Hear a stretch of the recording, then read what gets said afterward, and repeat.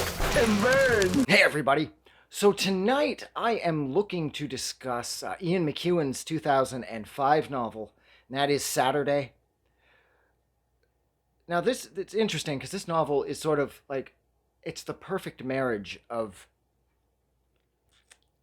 post 9/11 paranoia mixed with the fragility of the human condition. Because the story's protagonist, Henry, he is a neurosurgeon, a brilliant neurosurgeon, and this novel takes place in England, of course. And he is a well-to-do surgeon. His wife, Rosalind, she is a successful lawyer. His son, Theo, is an up-and-coming blues musician who actually might do something with the blues. And his daughter, Daisy, she just had, or is having, her first book of poems published. So things are going well for Henry and his family. Except 9/11 had taken place, I think, roughly 16, 17 months prior. And the novel kicks off with Henry looking out of his bedroom. I think it's his bedroom window, at least. And he sees a plane on fire overhead. And immediately, this gets him all paranoid. Because, of course, again, 9/11 just feels like it was yesterday. So he begins to wonder, like, oh Christ, is this another terrorist act? Are they terrorists? Are they attacking us over here across the pond now? He ends up discussing this with his son Theo. He uses the word, he says, I wonder if they're jihadists.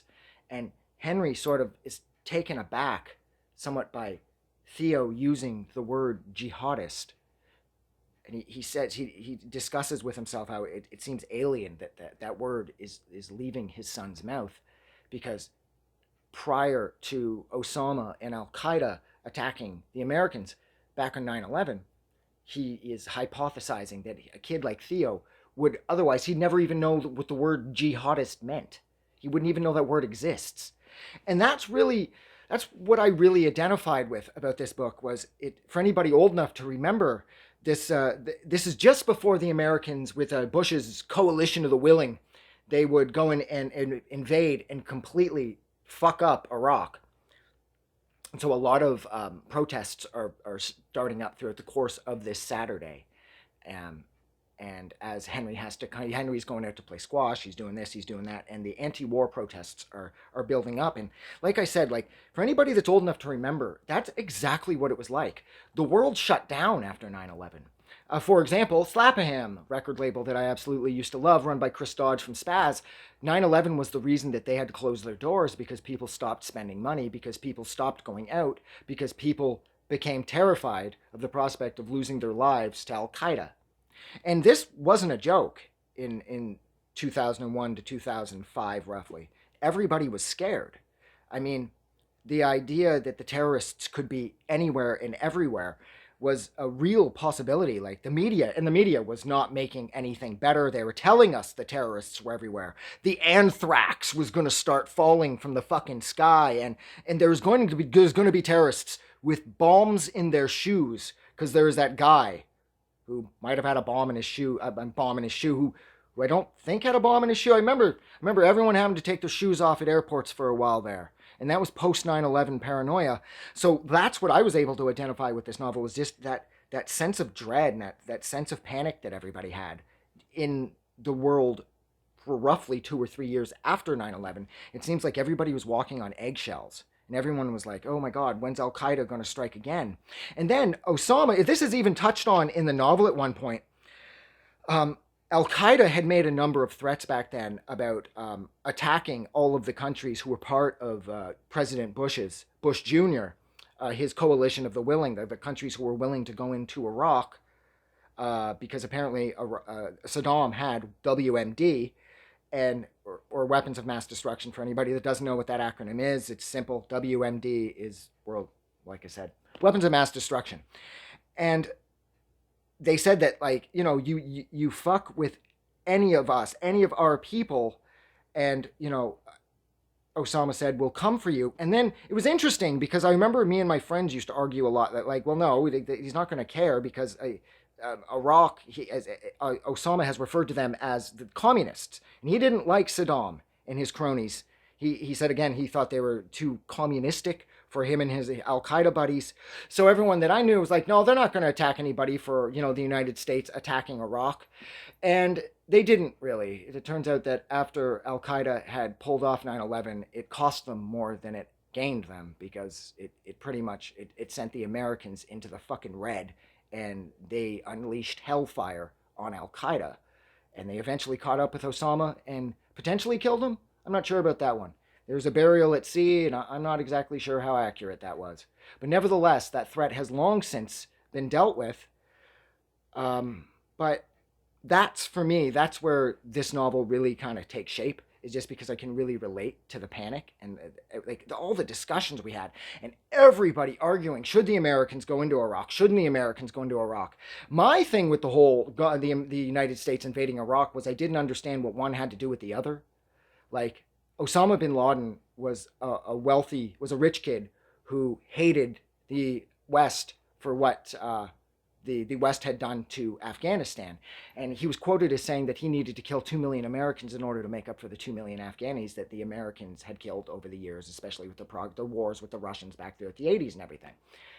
And I completely lost my train of thought again. Jesus Christ, I'm just getting so old. But yeah, so the novel goes on, and Henry's continuing his day, and this is a big day. The Saturday in question, the Saturday that this book is about, is it's a family reunion of sorts. His wife's dad's going to be there. His dad's going to be there. His son's coming, Theo, and his daughter Daisy's coming, and they haven't seen each other in a while. So there's this big sort of like family gathering going on later on Saturday.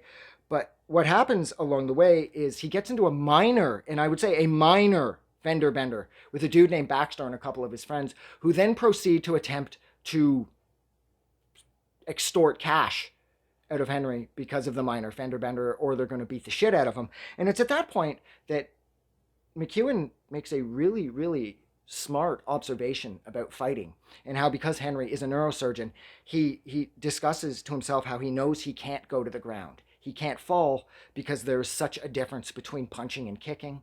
People are more likely to kick you 10 times harder, 10 times as much than they are to punch you, because punching somebody is way more personal, whereas there is that sense of disconnection that you get when you kick somebody. And that's why Henry says, like, he's seen so many, hemorrhages, brain hemorrhages, and, concussions and whatnot from people being kicked in the head once they fell in a fight. So I thought that was really cool too, that it's thrown in that he can't fall because he knows what type of trauma or head trauma he will suffer if he does. And then as Baxter is sort of like posturing in front of his friends and he's being all like badass, Henry notices that Baxter's face is twitching and he can't like kind of stop it. And it's at this point that Henry puts together that it looks like Baxter has Huntington's disease. And so he starts to inquire about this in front of Baxter's friends.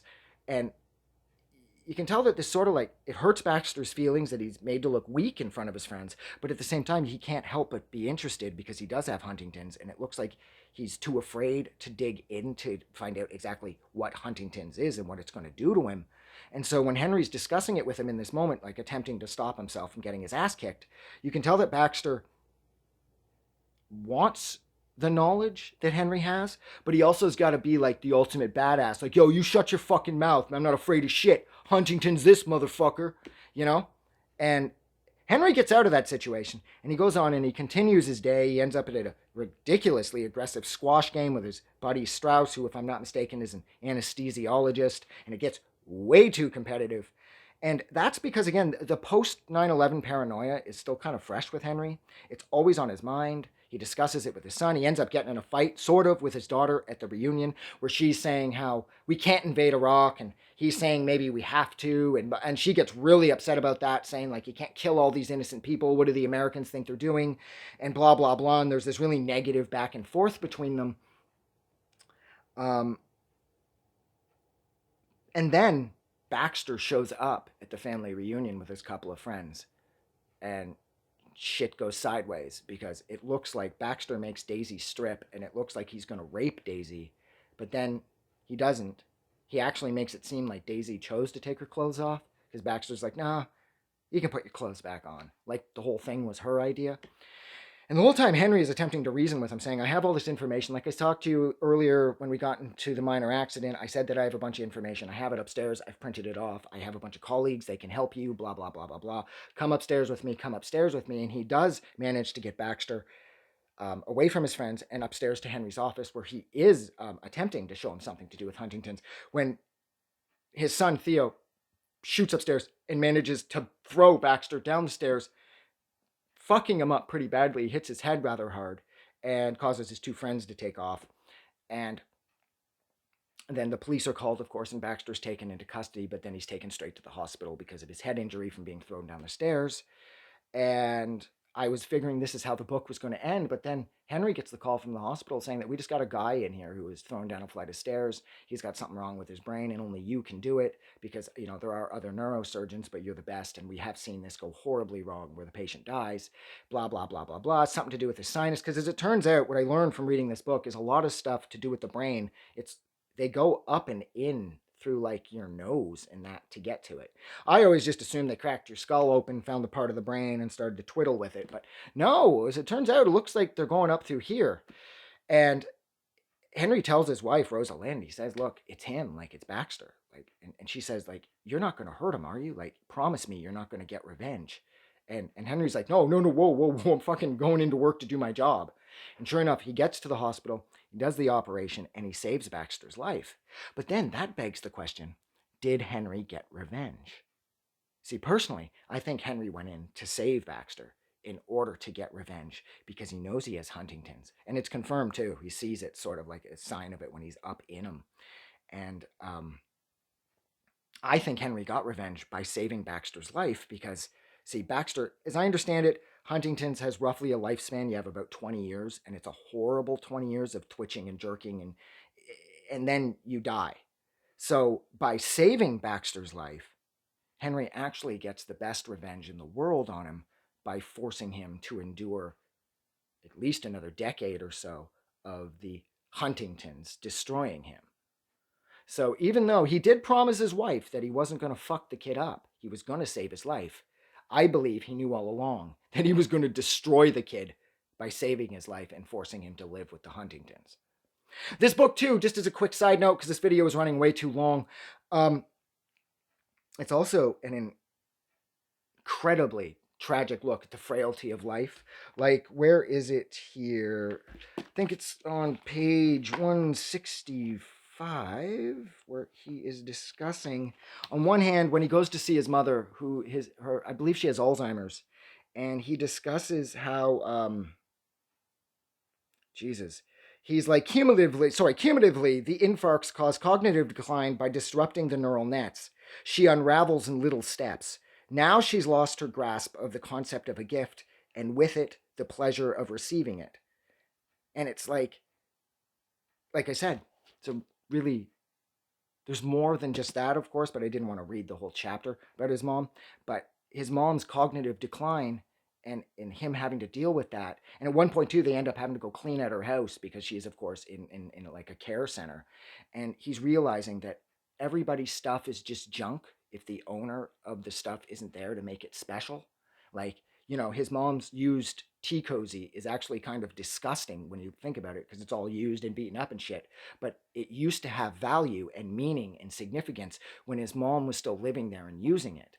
But now it's just this old, useless piece of junk, and that's what he reflects on too at that point, that, like, when we die, we saddle those around us with our belongings. Like, for example, if I was to keel over right now, whoever it is in my life would have to come in and deal with all this junk. And whereas I love this stuff, like, oh my God, this is like Philip Glass's Satyagraha. I fucking love that opera. Nobody else is gonna. To them, this is just gonna be complete junk. Like Skinny Puppy's The Process. That was a fun kind of comeback record from them. This is when they were on American too, which was Rick Rubin's label. But no one else is going to see this stuff the same way I do. And it just, again, there's Ian McEwan completely destroying me emotionally like he did with On Chesil Beach. But yeah, I mean, I think that's I think that's it. I think I said everything that I wanted to say. Yeah, that's it. I'm done. So thank you so much for hanging out with me, Jesus Christ, for almost 15 minutes while I discussed Ian McEwan's awesome post 9/11 book about Paranoia, and again, the fragility of the human condition that is Saturday. This was one hell of an easy and compelling read that I completely fucked the cover up by writing all over it. Jesus Christ. Well, that's it for me. So, like always, if you like this review, or you almost said movie, or you like this book, don't forget to go and do something nice for somebody. But as always, please never forget that the world kicks so much more ass because you are in it. No matter whatever it is you're going through, just don't let go. Because the fucking song is going to change and you're going to feel good again.